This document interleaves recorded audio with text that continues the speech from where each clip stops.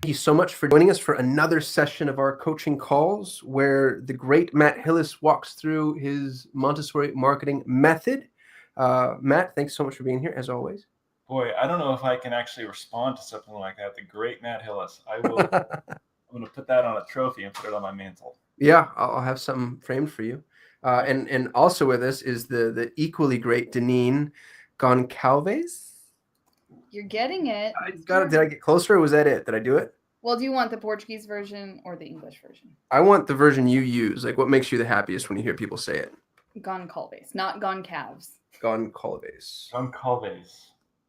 Yeah, that's beautiful. What's funny is I worked with Deneen for 3 years, and I still don't think I ever pronounced her name correctly.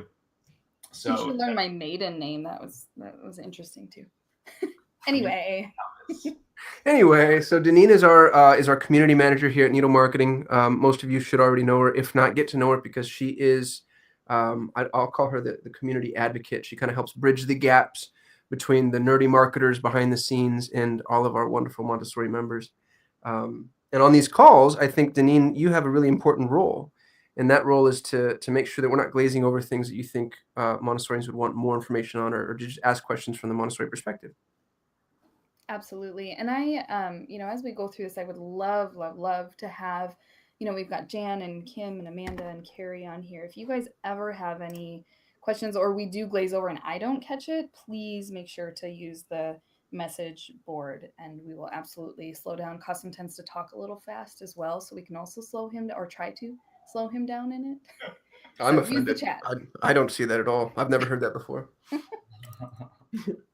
Yeah, that's great context, Deneen. Thank you so much. And just to reiterate what I was saying right before we started recording, those of you that show up for our live calls, I know the recording's available, and it's please take advantage of that when you can't make it. But when you're here, you contribute so much to the conversation. So thanks for being here. Thanks for carving out the time.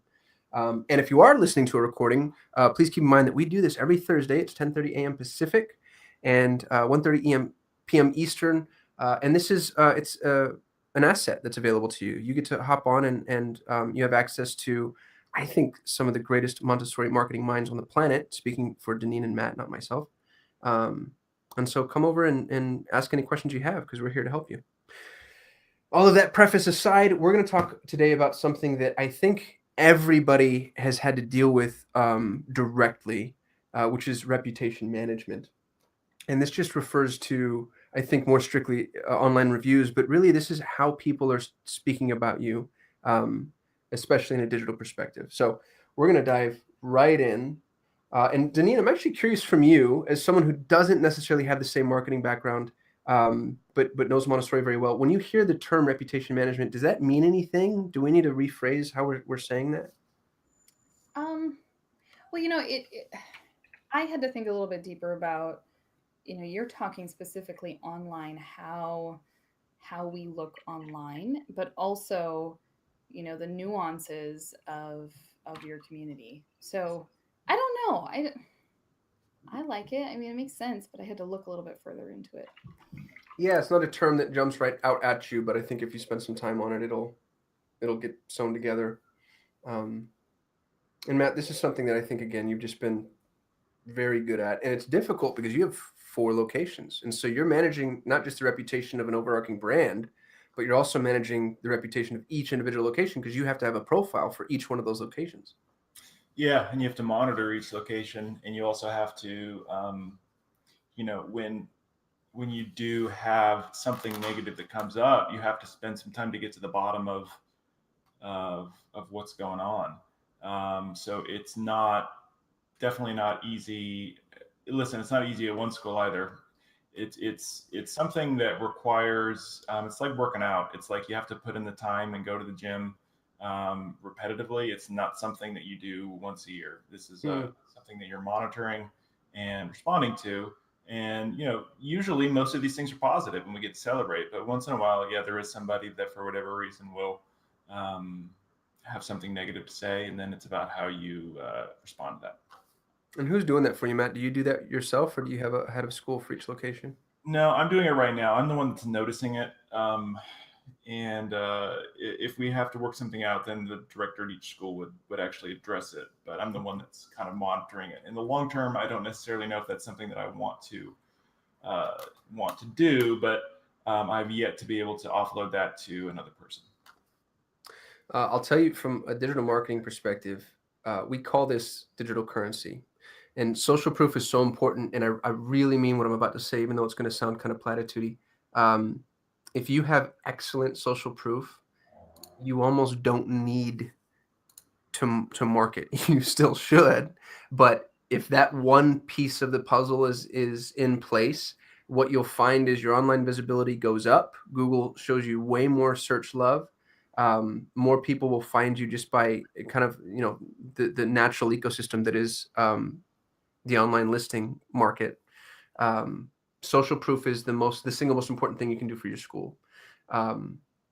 And it's hard, and that's why, because it's very organic and you have to do everything one at a time. And, we've all seen the data, the old Zig Ziglar stuff where, for every one person willing to say something positive, there's 100 people willing to say something negative, or however that goes. But I do want to stress the importance of it, because I think it could be the most important thing that we can do for all of our schools. And it's very grassroots. If you have 0 reviews, don't think about the fact that you want to get to 20 or 30 or 50. Just think about the first one. And when you're at number 1, just think about number 2, and then work to identify opportunities to kind of request. This is, I'll call it maybe a favor, but it's more like a synergistic environment, right? When a parent expresses something that's positive, that's a great opportunity for you to turn around and say, hey, would you mind sharing that? And Deneen, I'd be interested in your perspective. You as a guide, you probably dealt with this maybe daily, where there are potential opportunities to reach out and, ask for some level of reciprocity there. Can you talk about that a little bit? Yeah, absolutely. We have interactions with parents and families often, and I think it's similar to, you've got a handful of positives, but people often like to express negatives, and typically not directly to you. So I think it's similar in that, people posting negative posts, they're not going directly to you, they're going to this platform. And so I don't know if I have much more to say to that, but other than it's similar. It's similar in that. Yeah, that's helpful. I'm actually going to put you on the spot in a couple of slides, because I have a whole section on how to cultivate social proof. And one of the questions I'm going to ask is how to build the quote unquote the ask into your staff's psyche. And so if you can think about that, I'll be looping back around to that topic in just a moment. Sure. First, I want to talk about just getting down to the nitty gritty. We're really talking about online reviews.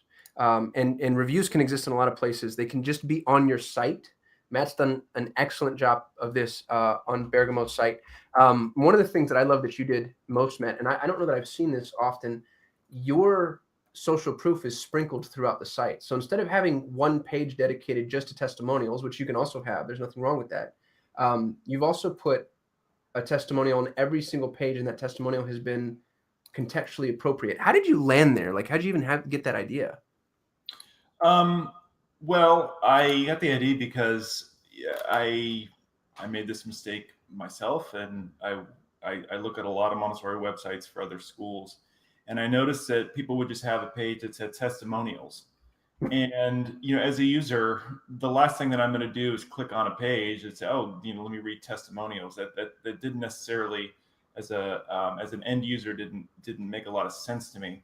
And I just wanted to put it, first and foremost in everything we put out, whether that's our website on every single web page, whether that's a direct mail piece, whether that's our brochure. I wanted to have quotes from people with real names in there. And those are gold, right? Once you get those good quotes, you can use those on just about everything that you put out. And I wanted to have about 10 of them. I think they're on about 10 of our pages. Most of the pages on our site have a different testimonial with a real name of a real person. So it was just about as a logically, how do I make this more dynamic? How do I make this more readable? And it's really the first thing they see underneath the header on the website is a testimonial. How do you go about asking for these, Matt?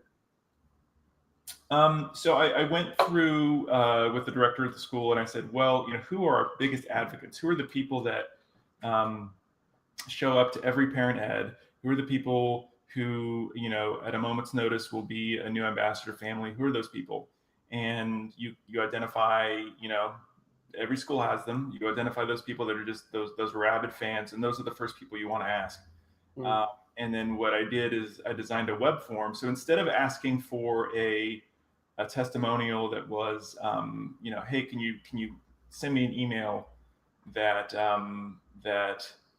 that says how much you like our school. I designed a web form which had a series of I think 4 or 5 specific questions. And then what I did was, because if they're able to answer questions, you're getting the specific things that you want. And then I could cobble that together to put that into one testimonial and then get their approval for the final version. Rather than asking them to write something from scratch, it was answer these 5 questions. I'm going to cobble that together. Hey, is this okay with you? Yes. And we'll put it out. That's great. So you direct the process, because if you don't, people tend not to get back to you. That's been my experience. Absolutely. Or they'll give you something like, hey, the school's great. I love it. I mean, that's not a very compelling testimonial, right? You want some specifics in terms of what do you think of the guides? What do you think of the environment? What do you think of the community? So it does work better to ask very leading questions as part of that. And then again, like I said, a web form works because it's structured questions, right? They're seeing a question and then there's a space for them to fill in the answer, as opposed to, you asking them to write an email. Oh, and please include these 5 points. Again, we want to make it as easy as possible for them to do this.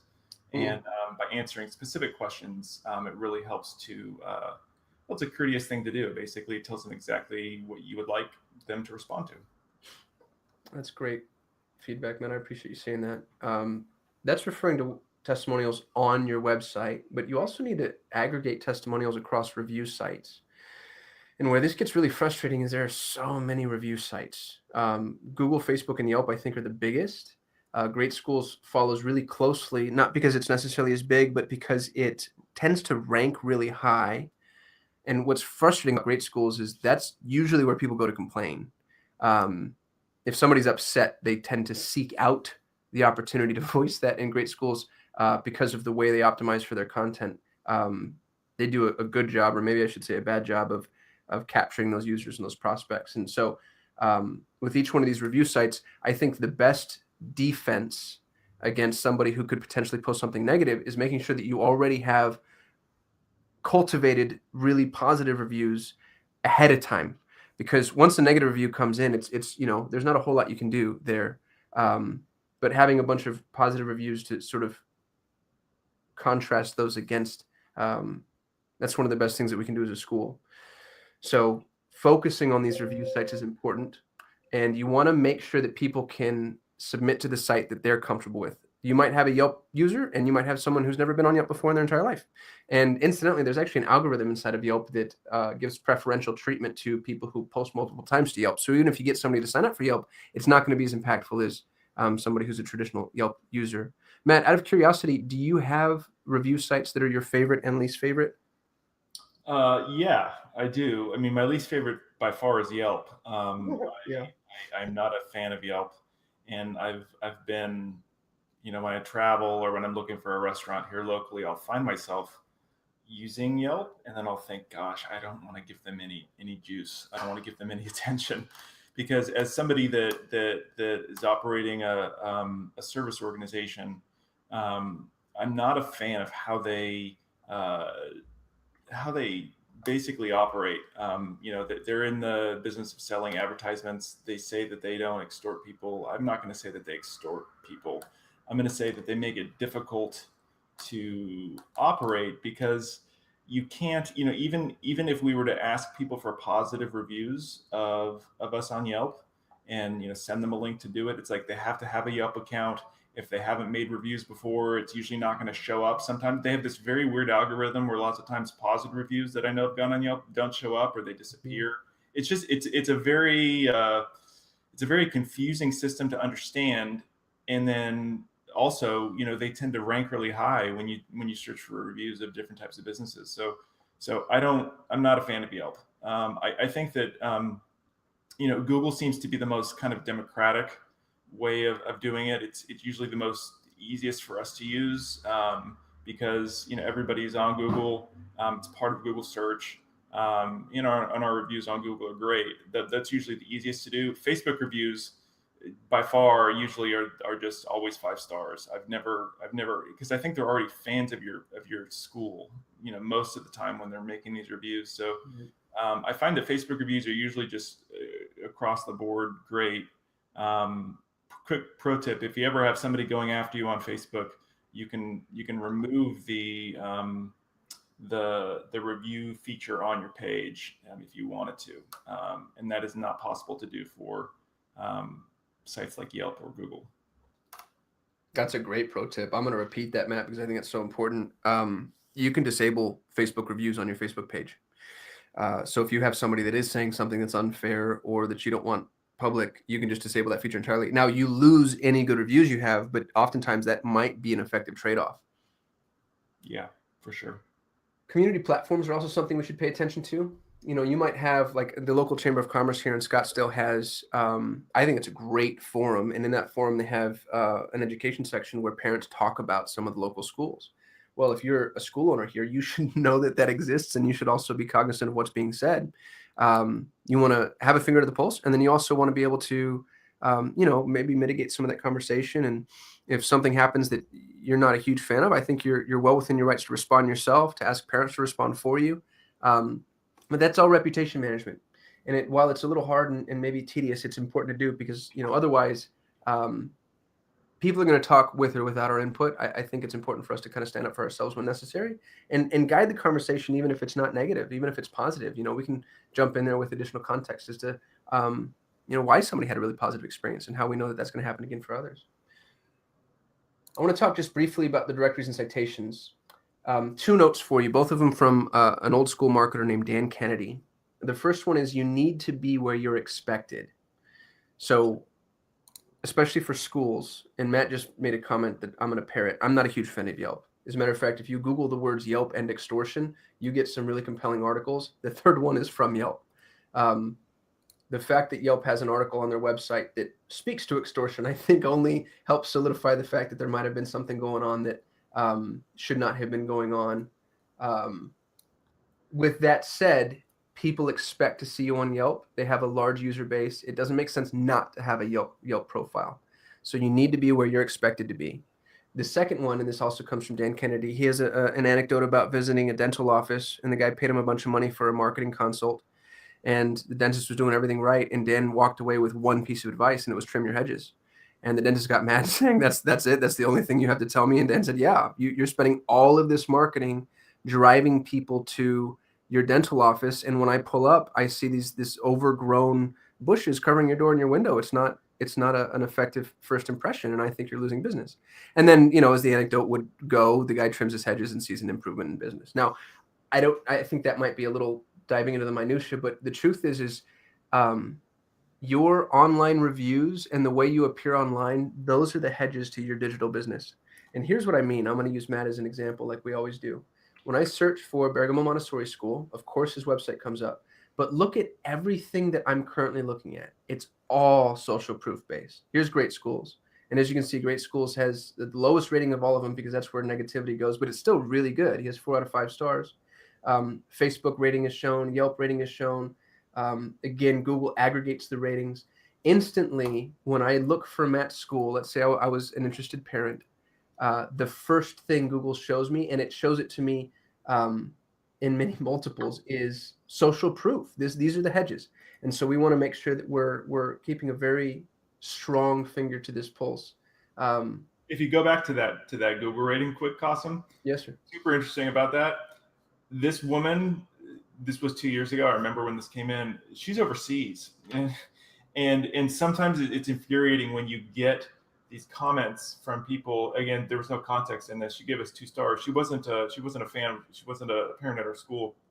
Sometimes you get these weird reviews that come in from places where you don't know, and there's not really a whole lot you can do about it. Which is another reason why you should really proactively solicit positive reviews. And that's actually something that I need to do at this school starting in this year. Yeah, and this is one location of 4, which I understand. And Matt, I think you just brought up a good point. These 3 reviews kind of nullified her because when I'm just looking at this, it looks like you're darn near close to 5 stars. Where if she were the only one in existence, then, now it's a 2-star school, regardless of whether or not people really understand that she's not even a relevant reviewer. Yeah, exactly. Yeah, and it's so unfair that she can be overseas and she can write a review for a school she's never been to and doesn't know. But it's the state of the ecosystem. We just have to be cognizant of the fact that we have to kind of play by their rules. Anyway, that's enough soapboxing for me. Sorry, guys. So we talked about our favorite networks. The three big ones are Google, Yelp, and Facebook. I think that you make all three of them available. And there are actually ways to do this. If you're using Nito's local listing dashboard, when you send out a review request, you can choose the networks that you choose to cultivate reviews from. Google is my favorite. Matt, I think Google tends to be your favorite too. Did I make that up? Nope, that is correct. Facebook's my second favorite, just because everybody has a Facebook profile, not because I love Facebook, but it tends to be an easier place to cultivate reviews. And then you want to make Yelp available too, just because there are Yelpers that would prefer to use that ecosystem. So I think it's in this order. If you have something local that's specific to you, you can always add a review site manually. If you're doing this by hand, you just pop in these icons into an email. The other really ninja trick is, check this out. I'll include this link in the description too, but there's what's called a Google review link generator. This is from a company called White Spark, no affiliation. I don't even know what they do, but I've used this maybe a billion times. So if I come over here and I say Bergamo Montessori School, I'll choose the one on Pocket Road. It's going to find my local listing and give me a link. Now, instead of saying, hey, can you please write me a review on Google, and then hoping people find your Google link, what you can do is you can send them this link, and you'll notice that it instantly pops up with a prompt to write a review. And I'm in an incognito window, so it's asking me to sign in. But I'll show you what happens when I'm not incognito. Since I'm signing in my Google account, that pop-up window is going to ask me to write a review. And this immediate prompt makes it so much more likely. Feel free to drop a review in there if you'd like. I'll leave this off to the side to add later. So I'll include a link to White Spark for everybody to use. But if you're asking for reviews, the real key here is to make it as easy for people as possible. Another thing that I liked to do for a while was I had a signature, an email signature that just said, hey, have I provided you with value? If so, please tell the world. That can be dangerous because you could be emailing back and forth with someone who's not super happy, and then now you're cultivating negative reviews. But things like that consistency is worth thinking about because it just helps you cultivate reviews, kind of that one at a time paradigm. Matt, any comments on that? Would you do that for a Montessori school? Would you have your guides have something in their signature line?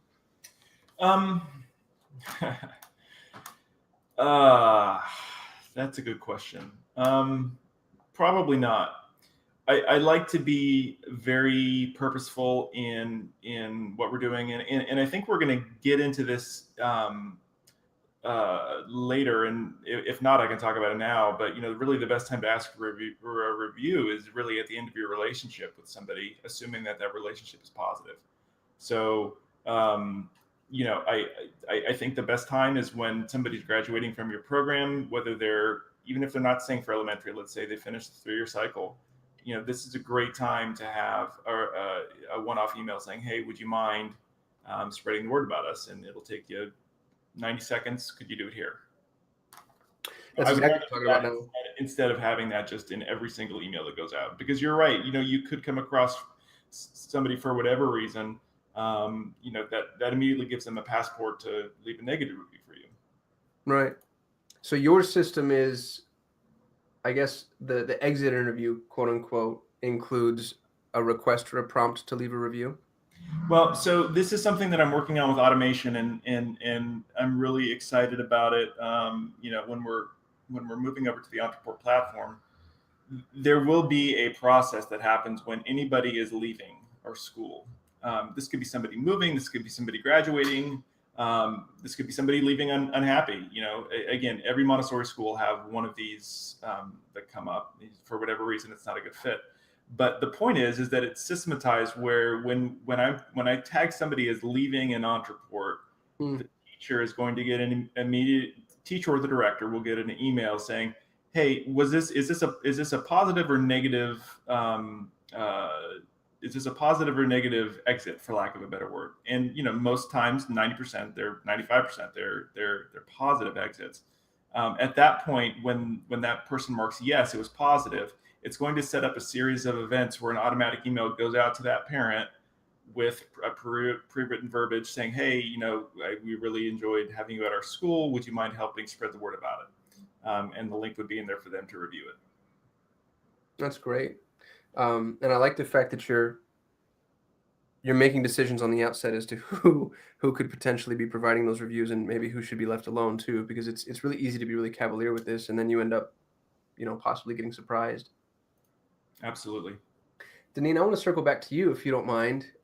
As a guide, and just based on the conversation we're having here, do you see opportunities in the classroom to kind of prompt for social proof? Is there something we're missing, or any ideas you have for our listeners? Well, it depends on how the guides communicate with their families.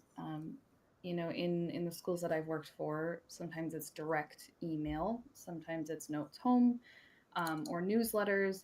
So, working on building that relationship with families, you're going to get feedback from that. Um, Mm, Also in conferences as well. So I'm curious to know kind of, I see your bullet point, building the ask into your staff psyche.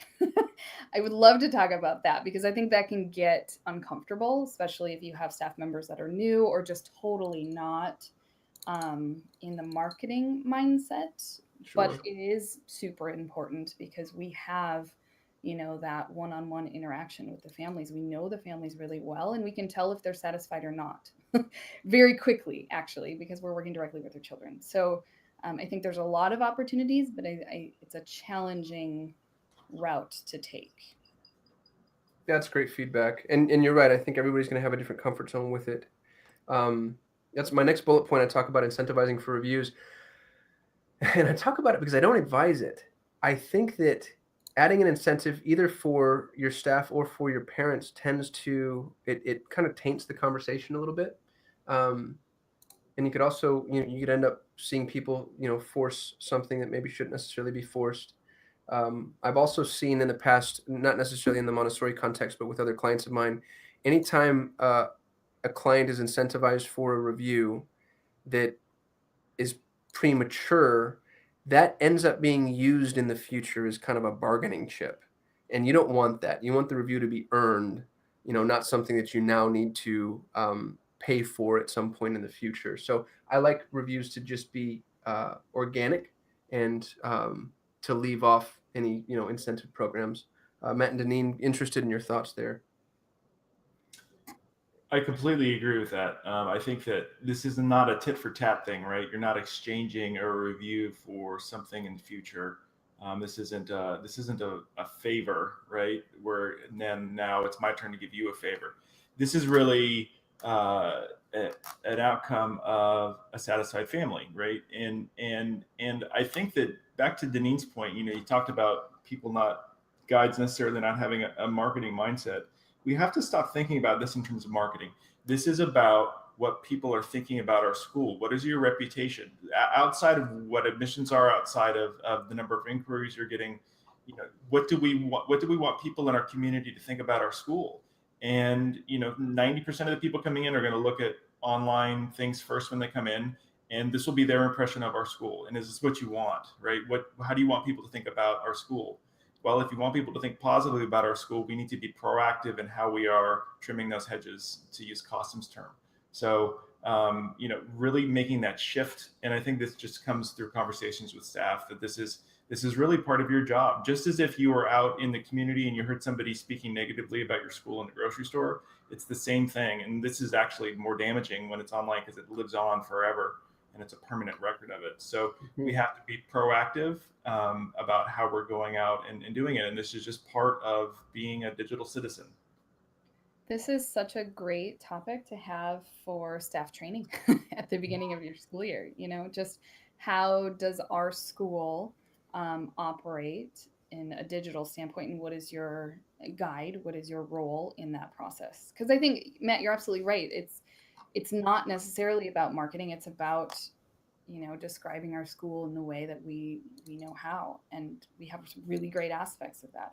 But I think oftentimes staff think about it as, oh, I'm not a salesy person, I can't do it, I'm just really good at being in the classroom, that's why I'm here, keep me in the classroom. So I think that would be a great staff training, and it's kind of timely because school's just starting.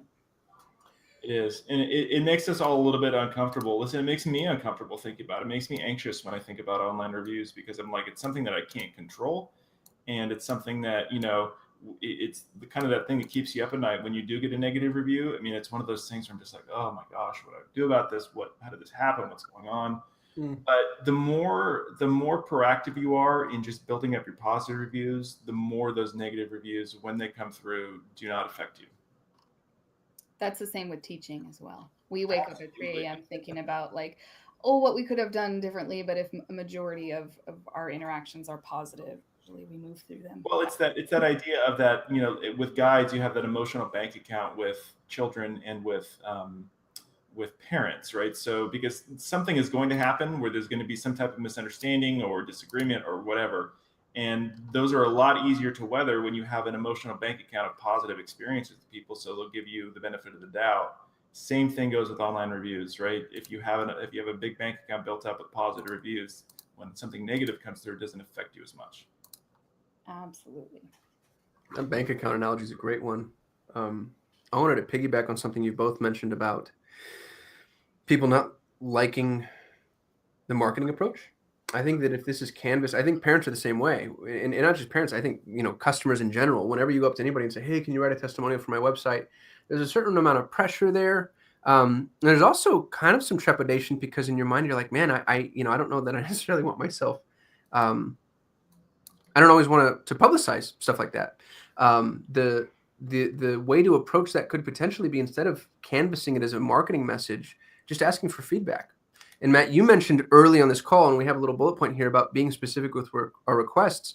Instead of asking for a review, we can just go up and say, hey, do you have any feedback on this program or this guide or, this kind of specific element of the school? And oftentimes I think that feedback will result in something that you can then turn around and say, wow, that's great. I think our other parents would benefit from knowing that. Would you mind if I put this online?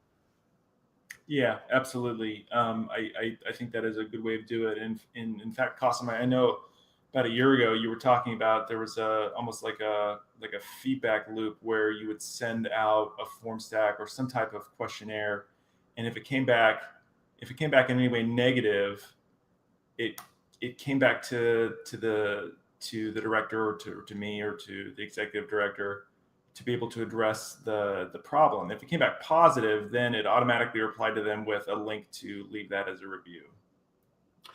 You're exactly right, sir. This is actually built into our dashboard, shameless plug, which is available for free for third and fourth plane members. So if you're on the third and fourth plane and you're not using this, please do.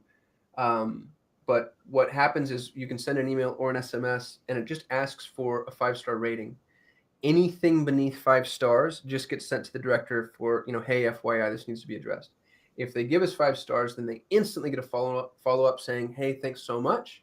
Would you mind sharing that online? And then we give them the Google, Facebook, Yelp. So it does protect you from the unknown. And I think that's a great system. You don't have to have our dashboard to do that. This can be something you do manually, but it's just a good paradigm to be in. All right, dealing with negative reviews. We've talked about this once before, and Matt, I think you spoke to it really well. That was kind of ad hoc. I think this will be a little more direct. Every network is different as far as how they let you respond to them, but almost all of them allow you to respond. Now, whether or not you should, I think, is dependent on the review. But Matt, can you talk about some of your experience and what you've done in the past?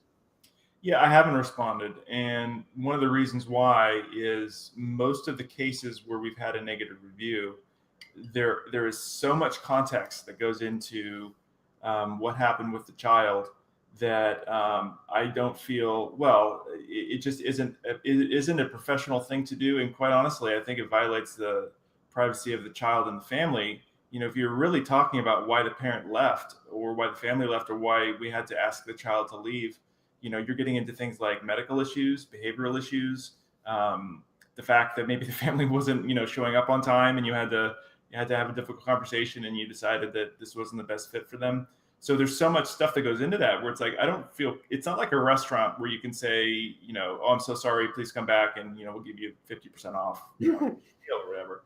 This is much different, right? There was a lot of personal stuff that went on in this. And that's one of the most frustrating things about this when you're a school is that they can go on and talk about their personal experience all the time and talk about how you did X, Y, and Z. And I don't feel like we necessarily have the ability to respond truthfully, because again, if I was being truthful, there's so much context that I'd love to be able to share with you exactly what happened because I think a reasonable person, if they were dealing with this family as well, or this, or understood the difficulties that this child was having, for whatever reason, it would be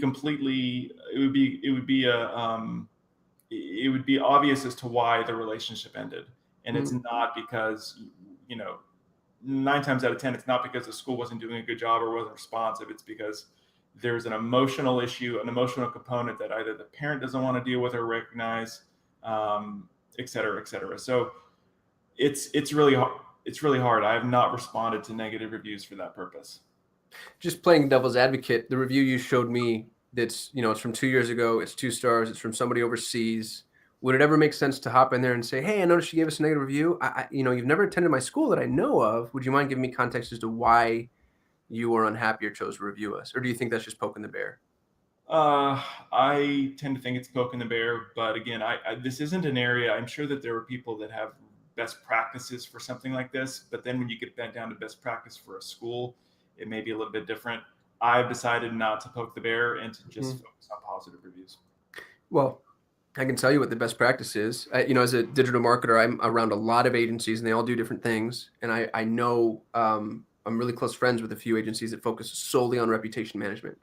And what they do, the plan of action for most of them is you just bury the review. So if you have a bad review on Yelp, for instance, let's say you have a bad star rating, they go and create a bunch of profiles on a bunch of other sites and then optimize every one of those sites and push Yelp down to page 2. And if you really think about that, that's the best strategy we have available to us. That means that there is no strategy. Once you have those bad reviews and you've kind of burned your reputation, then all they can do is push you down to page 2 because, the joke is if you want something hidden forever, just put it on page 2 of Google. Interesting. Yeah, kind of sad, but it just speaks again to what you were saying earlier about that bank account. You want to build up as many deposits as you can so that, if something comes and happens, you can draw against it a little. Yeah, definitely. I've got a note here on the upside of bad reviews, and clearly that we don't hope or wish for these, but I do think that sometimes they can be, they're just things that we want to pay attention to, and they can, be the canary in the coal mine that allows us to mitigate risk in the future, modify our procedures, make better decisions. I don't want to spend too much time on this, but Matt and Deneen, for both of you, I'd be interested in your opinion on, when we should listen to bad reviews and, maybe set emotions aside and decide that it's time to let them impact our business and our processes. I think that, from my perspective, negative reviews, whether these are coming online or whether you're just getting feedback from parents directly, like, they send you an email or they tell you in person, I think that what you're looking for is patterns, right? There's always going to be things that come up between human beings. We have a dynamic organization, and there are parents, staff, and children. And within that milieu, for lack of a better word, there's going to be some misunderstandings. There's going to be some people having bad days. There's going to be all sorts of things that happen. So I am not of the mindset that you're never going to get negative feedback or you're never going to get a negative review. It's impossible. What I am looking for is, this is the third time I've heard this. This is the third time I've heard that this guide is not warm and welcoming in the morning, and that people are, they don't feel like their child is happy in this program. Those are the things you want to look for. So I look for patterns, and most of us kind of have a general sense of what this is, but I think the either the negative review or the feedback you're getting directly from parents is that data that you need to be able to have those conversations with a guide to be able to say, hey, I'm hearing this. What do you think is going on? What do you think the reason is for this? Those aren't easy conversations to have, but I think they're essential. Yeah, I think that's great feedback. And Deneen, I hope you don't mind me putting you on the spot, but have you ever had any experience with that as a guide? Anything that you'd be willing to share? Well, just to kind of piggyback on Matt's point, I think before I answer that question, I think it's an opportunity as a school for you to see some of those patterns and address it and kind of fill the holes as needed, because ultimately it's going to happen, right? And just kind of how we carry through life, it's going to happen. We're going to have these negative things that come to us, and Some of them can be one-off, and then some of them there is patterns. So Matt, I think you're absolutely right. It's kind of navigating that process in a most graceful way. So I'm excited about this topic because I think it's so important, and it's so hard. It's so hard to do this because we're emotionally charged when it comes to these things. So, Cousin, can you ask the question again? As I think it was related to guides. Yeah, I just wanted a guide's perspective on feedback from parents because, I mean, you just said it so well. It is such an emotional topic, and you're so closely tied to it. And so, if somebody does offer constructive criticism or feedback, that's got to be a hard thing to hear. It is. Oftentimes, it's. Well, let me say it like this. So we have conferences, right, 2 times a year, and the standard practice is that if there's something that we need to deliver during conferences, that's not the first time they're hearing it. So we spend a lot of time, cultivating a positive, open relationship with our parents so that when we do sit down with them and have that difficult conversation, it's a bit easier. Avenues have opened up. Mm-hmm. So I'm not sure how relevant or related that process is to here, but yeah, I think that's important to think about, is just how we are slowly going through it, because it's a journey. It's not an end goal. Yeah, very well said. Never end. It shouldn't anyway. Let's talk briefly about where to use social proof once we have it. Matt, I'm going to steal from you. Every single page of your website should have some element of social proof. And I feel pretty strongly about that. I know it can be tedious, but it's really worth doing. And if you can do what Matt did, which is make that social proof applicable to that page content. If we're on the infant page for the program pages, then the testimonial, I believe, Matt, it came from a parent of an infant, correct? Correct. Mm-hmm. And Matt, you put testimonials on all postcards and mailers. Can you talk about that? Yeah, I mean, it's one of those things that is a no-brainer for me. When you do that, you want to keep them to 3, maybe 4 sentences max, and you want to use a real name of somebody. Pet peeve of mine is when you see a testimonial and it says from a parent. I'm like, well, is that some type of is the name a parent? Is it like Anthony Parent? I don't know. But it needs to be from a real person with the real name, and most people are willing to let you do that if they're happy. Yeah. The email nurture campaigns.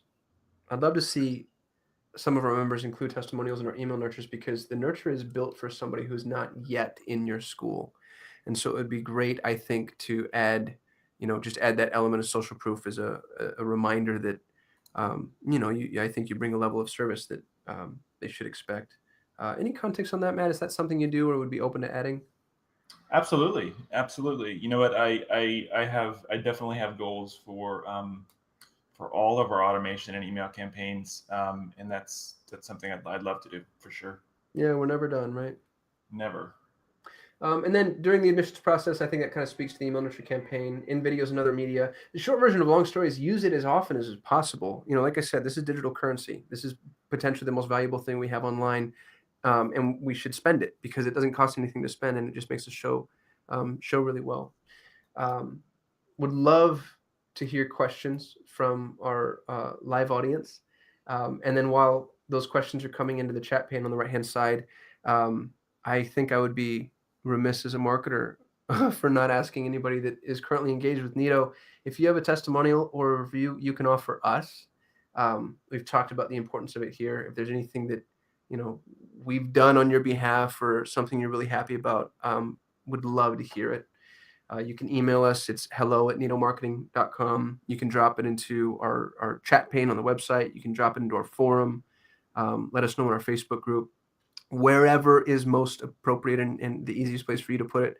We'd love to hear some of your positive experiences with us. And forgive me the shameless plug. While we're waiting for questions to come in, Deneen, Matt, anything else you'd like to add?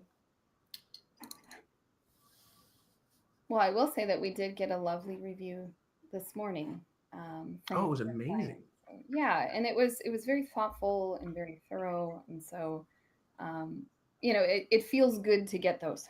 So as a school, it's all of this work that we were talking about and putting into how to cultivate these and have those uncomfortable conversations, it's worth it when you get that positive review, and then you look for the next one, right? It's taking step by step by step, and eventually, before you know it, you're looking back and you've got 15 reviews of just positivity. So it's a process, but it feels good when you get those. Yeah, it really does. And this is the review here on the screen. This came from Donna over at Aldea Montessori. And her situation is really interesting because, part of what we did for her didn't work. We generated a significant number of Facebook leads. And just because of the way she's an absentee owner, and just because of the way her school structure, they're really difficult to field and to, kind of keep after. And so, because she's actually in Phoenix, so because I'm close, I went down to her school, and she and I had to sit down, and it was clear to me that this wasn't the best avenue for her. So we put all of our emphasis and focus on our website, and that made a world of difference. And she talks about how this is the first time, I think, ever that she's had this robust of a waiting list. That's awesome to hear. This is the type of thing that I think we can use too for other schools, just to show, because it's not like the perfect templated glowing review. She actually has some stuff here that I think I could consider constructively critical, but it ends up with a really positive result, which is what we're looking for. And Deneen, you did a great job coming in here and responding right away. Thanks for doing that. Yeah, it was, again, timely for our conversation today. And I'm not getting any questions in our chat pane, which I think means we answered every question that could have ever been asked on Social Proof, which is awesome. Good for us. Everyone who's here, thank you so much again for attending. Really appreciate y'all's time. Deneen and Matt, same thing. I know, everybody's busy, so thanks for taking the time out to do this. Absolutely. Absolutely. Look forward to next week. Yeah, I won't be here next Thursday. Deneen will be leading the charge. Deneen, what's the topic that we chose?